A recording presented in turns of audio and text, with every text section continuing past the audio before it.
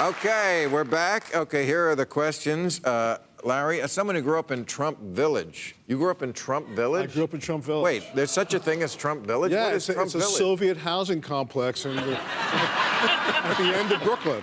Yeah. Seriously? Yes, in yes. Brooklyn? Yes, built by his father, taking advantage of the New York housing laws at the time. So do you have any memories of the younger Trump that you can share?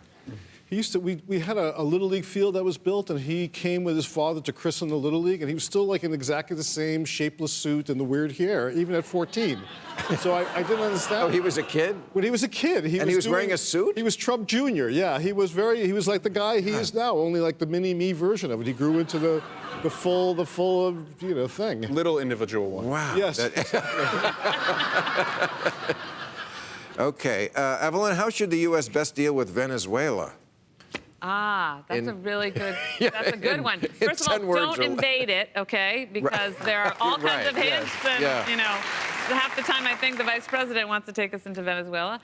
But we have to support the opposition. I think we need to, I think the president is right to divert the money to what we have declared is the legitimate government. You know, the outgoing government, so Maduro is not legitimate. And then, you know, come up with real assistance, work with the international community. As always, this administration doesn't do enough diplomatically to keep this issue and others front and center. Okay. Irshad, how do you recommend people stand up for what they believe while also avoiding the behavior that you criticize in your book? Well, we criticized a lot of behavior. I don't know what that, yeah, so vague. But can I answer anything you want. All right.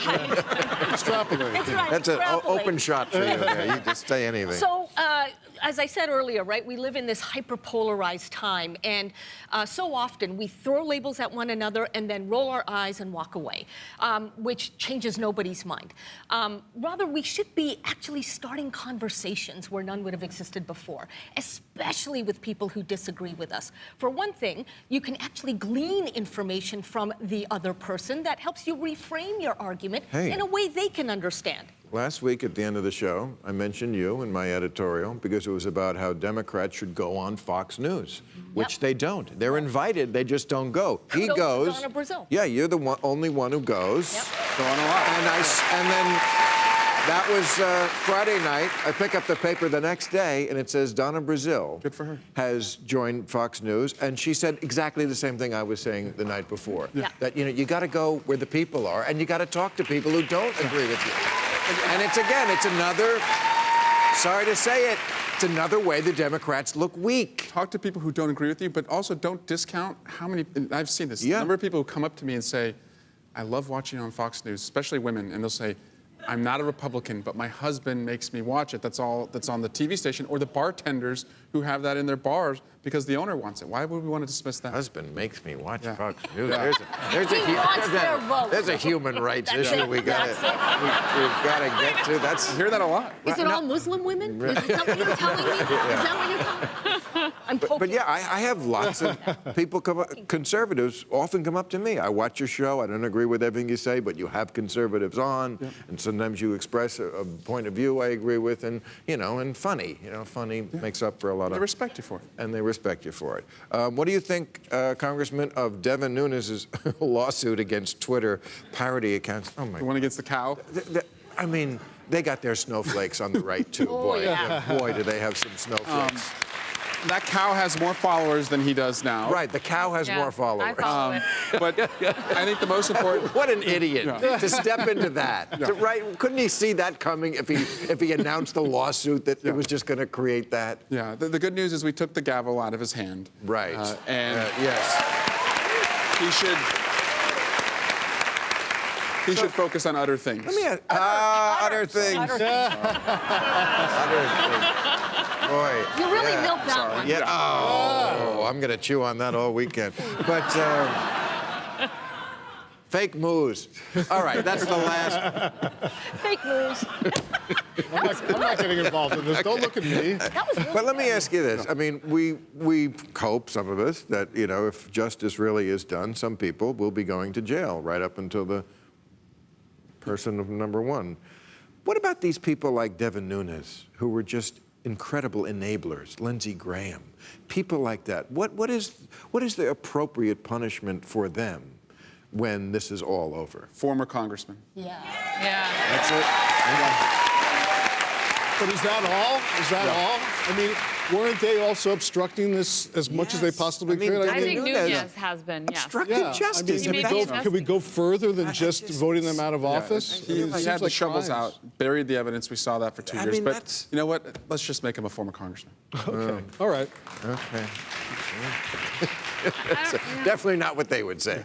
Lock him up. Yeah, Okay, I'm just hanging people. just Goes gonna both say. ways, though. And Yeah. that could be a dangerous precedent that can be used against anybody. All right, Kristen, do you think Republicans will be willing to take action on anything incriminating that may appear in the Mueller report? What are you, high? Or will they continue to protect Trump no matter what?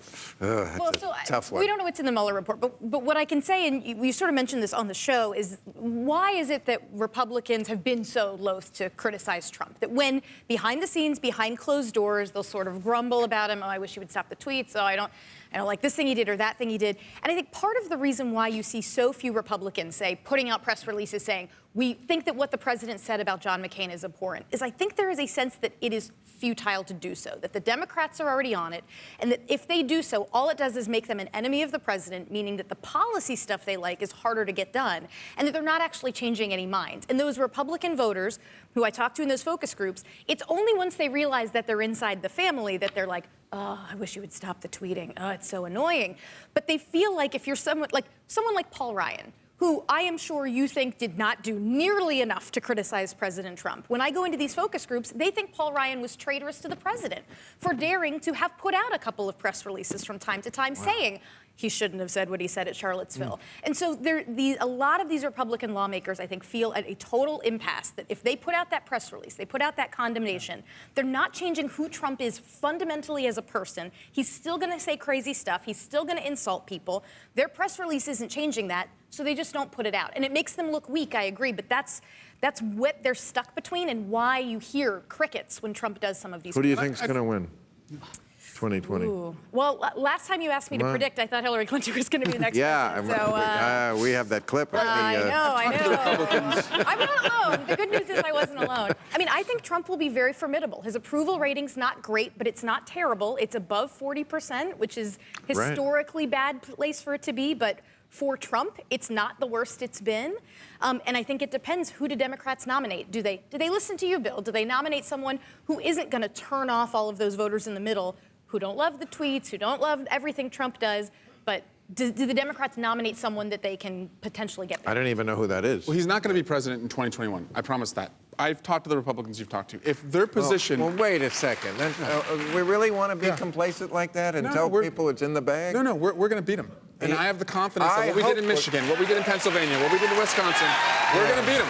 But no, I want to address what you said about my Republican Not colleagues. the right message. We may not beat him. No, we're going to beat him. I think it's the right You message. should have stopped him now. That's the Republicans. That's what we heard all last time. I want to talk about the Republicans, though, need courage. that you've talked about. Because if they just believed in what Donald Trump was doing and that's why they can't speak out against him, I would give them that. But what they tell me privately is I'm afraid that if I speak up, he tweets, he wins. Yes. And what bothers me is that I would like to think that as members of Congress, they're otherwise employable, that this isn't the only job that they could get, that they actually could do the right thing, feel good about it, and that's what's so maddening.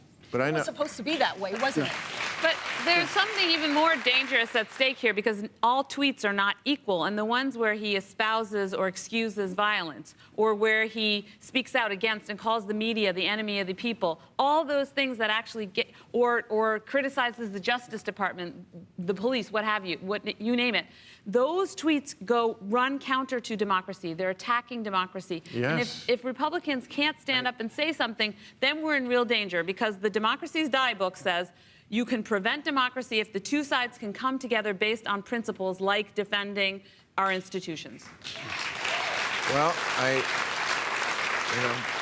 I've been saying for over 2 years he's not going to leave, even if he loses. I think you're on my page with that, right? Yeah, absolutely. I agree. And that's what I'm afraid about 2020, because he could lose, as you're saying. What happens then? I don't. How do you get him out of the White House? He doesn't. It's like getting a tick out of your dog. It's worse. Ass, I think it's about defeating Trumpism and not just Trump. Well, let's start with Trump. Okay. All right, last question. Are Trump's feuds with George Conway and the late John McCain, well, that one's different, but worthy of the media's attention? I don't think that his feud with George Conway is. And I don't feel comfortable sort of even speculating. I mean, a lot of this is involved like speculation about their marriage, and I think that's really unseemly. And it's also, in a way, kind of like the Devin Nunes cow thing. It's like a Streisand effect. Most people are not following George Conway on Twitter. And so it elevates this when suddenly the president tweets about it, and every news network goes, oh, well, the president tweeted, so now it's news and we can talk about it. How can a marriage like that ever get back on track? I mean, after a week like this, I've never. How's the country ever going to get back? I mean, it's a big problem. You know? But how would either they have no sex or the hottest hate sex ever, right? It's one of the two. All right, thank you, everybody.